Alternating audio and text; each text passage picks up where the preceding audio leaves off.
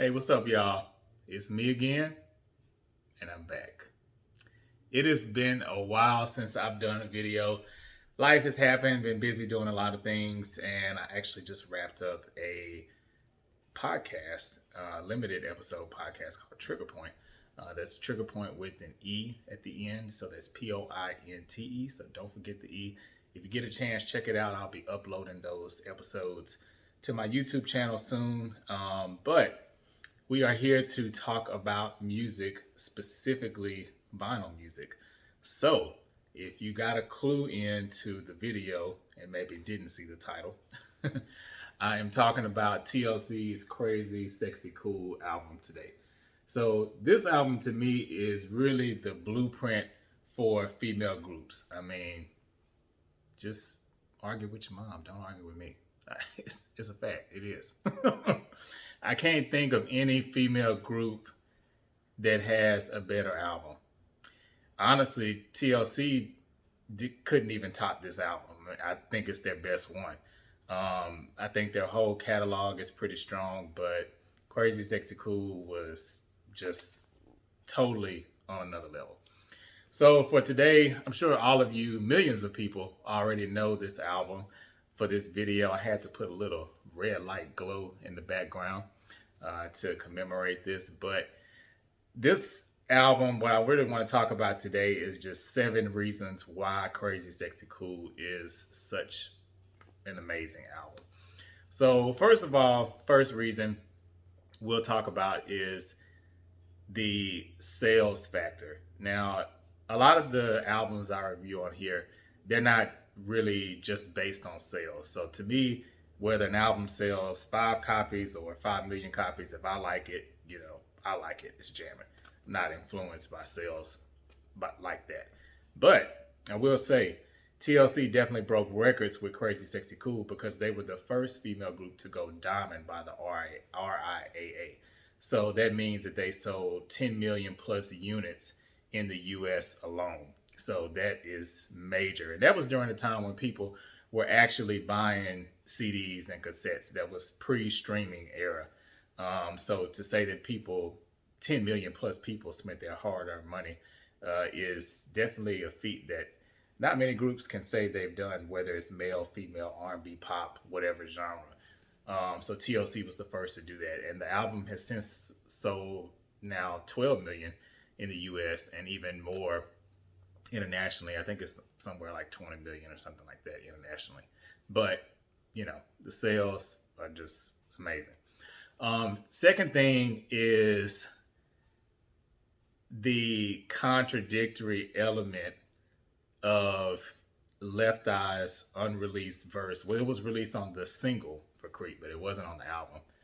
And if you know anything about the group's history, then you probably know Left Eye was really against Creep being a single from this album because she felt like if somebody's cheating on you, you don't cheat back or flirt back to get back at them.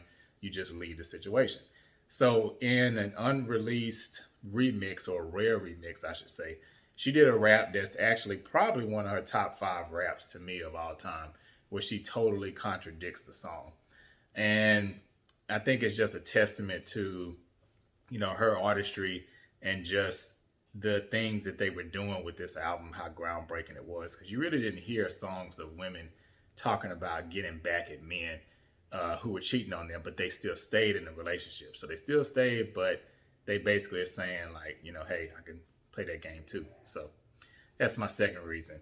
Number 3, with songs like Waterfalls, they made it popular and Crazy Sexy Cool, if you will, to talk about topics that were at the forefront and were really big topics at that time.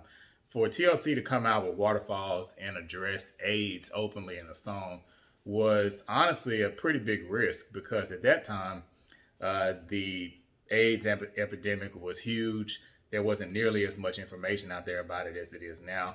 And it wasn't something people were really talking about in songs. So just that whole idea of giving a cautionary tale without being too preachy really worked well for them and has since become their biggest song to date. Number 4, I would say, is the distinct personalities. TLC, in my opinion, is the only group that could break down each member's personality to the point where you actually cared. Spice Girls did it. They did the same thing with the whole girl power theme, and each member, had their name and that was their personality. But not to the extent, to me, that TLC did it. You knew who the crazy one was. You knew who was sexy. You knew who was cool. Everybody had their favorite. Left Eye was my personal favorite, but I love all three members of the group. Um, and they also weren't true to their characters at all moments. Sometimes Left Eye might be the sexy one, T-Boz might be crazy, and Chili might be cool. So they played up those characters well, and they really, really just stood out, I think, from the pack from any other female group that was out at that time. Number 5, I would say, is the 360, if you will, from the first album to the second one. So a lot of people know the second album is more of a sophomore jinx risk. A lot of people say, okay, if the first album blows up, they don't expect the second album to take off as well. So TLC was faced with a lot of pressure with the success of their first album. We on the TLC tip, you had songs like Hat to the Back and Ain't Too Proud to Beg and Baby, Baby, Baby. What About Your Friends? Then in the interim, they also did the All That theme song. So it was a lot of pressure to deliver a hit on this second album, and that they did for sure. And they did it in a way where they still wore the baggy clothes. They didn't show a ton of skin. You saw a lot more midriff and things like that on the second album, but they proved that you can be sexy without showing, all of your skin. To me, they gave this little bit of mystery, which made them even sexier than a lot of the artists today who are just like so in your face with the sex appeal, so to speak. Number 6, The Fire. How can we not talk about Crazy Sexy Cool and not talk about the fire incident? Whether it was an accident or not, which I believe it was an accident, Left Eye had a great sense about media. And I always think about it because moments like that are so funny, because if you think had that happened in today's time where you have, Twitter, Facebook, Instagram, I mean, that album probably would have sold like 20 million just in the US alone, because people love drama. They love, scandal, things like that. She burned down the house the same year that the album came out. So by the time the album rolled around, Creep was this hot song, new sound that you hadn't really heard before. So the music backed up the controversy, I'll say. Then we heard about the bankruptcy stuff, right after that, after they had gotten big with the Waterfalls single. But just coming out of the gate, this album had a lot of heat, pun intended, going into it, based on the headlines that the group got and Left Eye got because of The Fire. I mean, there's no denying that. And then number 7, I'll say, is the sequencing of an album is so very important. This album, it kicks off with a bang, and I'm really big on concept albums. And this album is that. It's a concept album. It stays true to the concepts. Even the interludes, the introductory interlude, you have, Fife, rest in peace, from Tribe Called Quest. He's talking about, rapping about, which member he wants to get with and talking about each of them. And then that leads you right into Creep. And then, then you have Kick Your Game. So Creep and Kick Your Game are kind of the more, a little light-hearted side for the singles. Then that eases into Digging on You, which is kind of like your perfect summer jam. And then Case of the Fake People, that's when the album has its first moment of, I guess you could say, a conscious spark. It's kind of like the What About Your Friends Part 2. I think of it like that. Then, they take a little break. They don't want to get too preachy. I think it would have been a mistake had they sequenced Case of the Fake People and Waterfalls right behind it. But they broke it up with an interlude and then Red Light Special. I mean, that is one of the sexiest songs ever to me.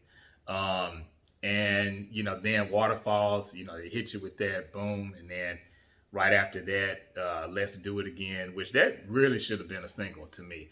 I get why it wasn't a single because I feel like songs like Let's Do It Again, the Prince remake, If I Was Your Girlfriend, and Take Our Time, which Chili led. We had never heard Chili lead a song before until that time.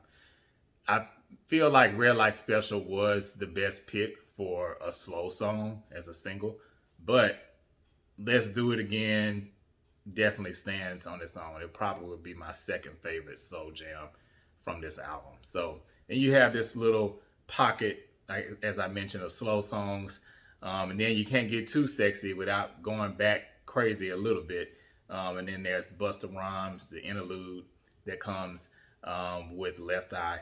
And then after that is Switch, one of my all-time favorite TLC songs, produced by Jermaine Dupri, who I love his production when he works with them because he's really great at highlighting each member.